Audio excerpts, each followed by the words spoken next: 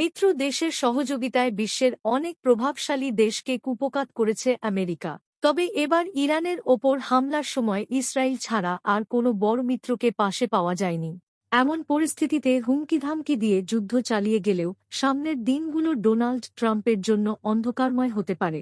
মিত্র হিসেবে কাউকে না পাওয়ার পাশাপাশি প্রতিদিনই বাড়ছে তার প্রতিপক্ষের সংখ্যা। চলুন জেনে নিই ইরানের সঙ্গে এই যুদ্ধে কতটুকু সফল হতে পারে ট্রাম্প। বিশ্বের প্রভাবশালী অনেক দেশ, বিশেষ করে মধ্যপ্রাচ্যের বিভিন্ন দেশে হামলা চালিয়ে সম্পদ লুটে যুক্তরাষ্ট্রের ভূমিকা দীর্ঘদিনের। প্রতিটি আক্রমণের সময় বিভিন্ন প্রভাবশালী দেশের প্রত্যক্ষ ও পরোক্ষ সহযোগিতায় একের পর এক দেশ ধ্বংস করেছে যুক্তরাষ্ট্র। গত 2 যুগে ইরাক, আফগানিস্তান ও লিবিয়াকে অনেকটাই ধ্বংসস্তূপে পরিণত করা হয়েছে। এছাড়া যুক্তরাষ্ট্রের প্রত্যক্ষ সহযোগিতায় ইসরায়েল বছরের পর বছর ধরে ফিলিস্তিনের নিরীহ মানুষের ওপর সহিংসতা চালাচ্ছে। একইভাবে লেবানন ও ইয়েমেনে ইসরায়েলের ধারাবাহিক হামলা চলছে। পাশাপাশি দীর্ঘদিন ধরে ইরানের পারমাণবিক অস্ত্র তৈরি করছে। এই অজুহাতে সেখানে হামলার চেষ্টা করছিল যুক্তরাষ্ট্র। গত বছরের জুন মাসে ইরানের 3টি সম্ভাব্য পারমাণবিক কেন্দ্রে যুক্তরাষ্ট্র ও ইসরায়েল যৌথভাবে হামলা চালায়। এতে বড় ধরনের ক্ষতি করতে না পেরে এ বছরের জানুয়ারি মাসে ইরানের সরকার পতনের উদ্দেশ্যে আন্দোলনের চেষ্টা করেও ট্রাম্প প্রশাসন ব্যর্থ হয়। সর্বশেষ 28 ফেব্রুয়ারি ইরানে যুক্তরাষ্ট্র ও ইসরায়েল যৌথভাবে হামলা চালায়। ওই হামলায় ইরানের সর্বোচ্চ ধর্মীয় নেতা আয়াতুল্লাহ আল খামেনি সহ অনেক রাজনৈতিক, সামরিক ও প্রশাসনিক কর্মকর্তা নিহত হন। এরপরই ইরান পাল্টা আক্রমণ শুরু করে।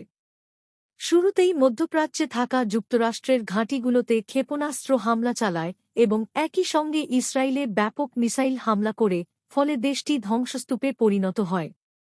তবে যুদ্ধের শুরুতেই ইরান হরমুজ প্রণালী বন্ধ করে দেয়, ফলে বিশ্ব অর্থনীতি বড় ধরনের সংকটে পড়ে। জ্বালানি তেল, গ্যাস ও অন্যান্য পণ্য পরিবহন থেমে যাওয়ায় বৈশ্বিক অর্থনীতি স্থবির হয়ে পড়ে। এই পরিস্থিতিতে কোনো দেশই প্রকাশ্যে যুক্তরাষ্ট্রের পক্ষে অবস্থান নেয়নি। বারবার ইউরোপীয় দেশ ও ন্যাটোর সহযোগিতা চাইলেও ট্রাম্প ব্যর্থ হন। এদিকে ইরানের পক্ষে লেবাননের হিজবুল্লাহ ও ইয়েমেনের হুথিরা অবস্থান নেয়।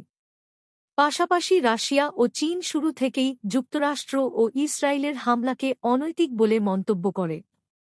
সম্প্রতি পাকিস্তানের মধ্যস্থতায় ইসলামাবাদে যুদ্ধবিরতির উদ্দেশ্যে ইরান ও যুক্তরাষ্ট্রের মধ্যে আলোচনা হলেও তা অমীমাংসিতভাবে শেষ হয়।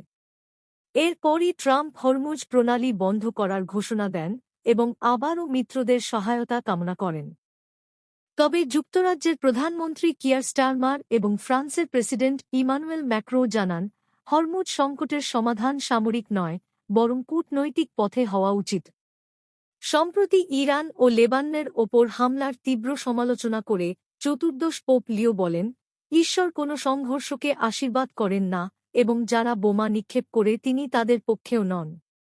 তিনি আরও মন্তব্য করেন, নির্মম যুদ্ধ অর্থনৈতিক স্বার্থের কারণে খ্রিস্টধর্মের প্রাচীন অঞ্চলগুলো ক্ষতিগ্রস্ত হয়েছে। এর জবাবে ট্রাম্প পোপকে অপরাধ বিষয়ে দুর্বল এবং পররাষ্ট্রনীতির জন্য ভয়াবহ বলে মন্তব্য করেন। তিনি পোপকে রাজনীতি থেকে দূরে থাকার পরামর্শ দেন এবং দাবি করেন, এমন মন্তব্যে ক্যাথলিক চার্চের ক্ষতি হচ্ছে। এর আগে ট্রাম্প ইরানের সভ্যতা ধ্বংসের যে হুমকি দিয়েছিলেন, সেটিকে পোপ সম্পূর্ণ অগ্রহণযোগ্য বলে নিন্দা করেছিলেন। পরে পোপ লিও বলেন, ট্রাম্প প্রশাসনকে ভয় পাওয়ার কোনো কারণ নেই, কিংবা জোরালোভাবে কথা বলা থেকেও বিরত থাকার দরকার নেই। তিনি আরও বলেন, নিজস্ব অহংকার ও অর্থের পূজা যথেষ্ট হয়েছে, যুদ্ধ যথেষ্ট হয়েছে। এদিকে পোপের মন্তব্যের জেরে ট্রাম্প বলেন, তিনি এমন কোনো পোপ চান না যিনি ইরানের পারমাণবিক অস্ত্র থাকা সমর্থন করেন বা যুক্তরাষ্ট্রের পদক্ষেপের সমালোচনা করেন। ট্রাম্প আরও দাবি করেন, তিনি অপরাধ কমাচ্ছেন এবং অর্থনীতি শক্তিশালী করছেন। তিনি পোপের বিরুদ্ধে ভেনেজুয়েলা ও অন্যান্য বিষয়ে ভুল অবস্থান নেওয়ার অভিযোগও করেন। এছাড়া ট্রাম্প কোনো প্রমাণ ছাড়াই দাবি করেন যে আমেরিকান বংশোদ্ভূত লিও তার কারণেই পোপ হয়েছেন। তিনি একটি এআই নির্মিত ছবি পোস্ট করেন, যেখানে তাকে যীশু খ্রিস্টের মতো নিজেকে অলৌকিক ক্ষমতাসম্পন্ন হিসেবে দেখানো হয়। 2024 সালের নির্বাচনে 50%-এরও বেশি ক্যাথলিক ভোটার ট্রাম্পকে সমর্থন করেছিল। তবে ক্যাথলিক নেতারা ধীরে ধীরে যুদ্ধবিরোধী অবস্থানে সক্রিয় হচ্ছেন। অন্যদিকে পোপকে নিয়ে বিরূপ মন্তব্যের কারণে ট্রাম্পের বিরুদ্ধে সমালোচনা বাড়ছে। অথচ এর আগে যুক্তরাষ্ট্র যখন ইরাকে হামলা করেছিল, তখন যুক্তরাজ্য, অস্ট্রেলিয়া ও পোল্যান্ড সহ অন্তত প্রায় অর্ধশত দেশ যুক্তরাষ্ট্রকে সহযোগিতা করেছিল। এছাড়া আফগানিস্তানে হামলার সময়ও অন্তত 18টি দেশ যুক্তরাষ্ট্রের সঙ্গে সরাসরি অংশ নেয়। একইভাবে লিবিয়া আক্রমণের সময় সরাসরি অন্তত 18টি দেশ যুক্তরাষ্ট্রের সঙ্গে অংশ নিয়েছিল। এছাড়া বিভিন্নভাবে জড়িত ছিল আরও অন্তত 30টি দেশ। বর্তমানে ইরানকে প্রকাশ্যে না হলেও চীন ও রাশিয়া গোপনে সহযোগিতা করছে বলে গুঞ্জন রয়েছে।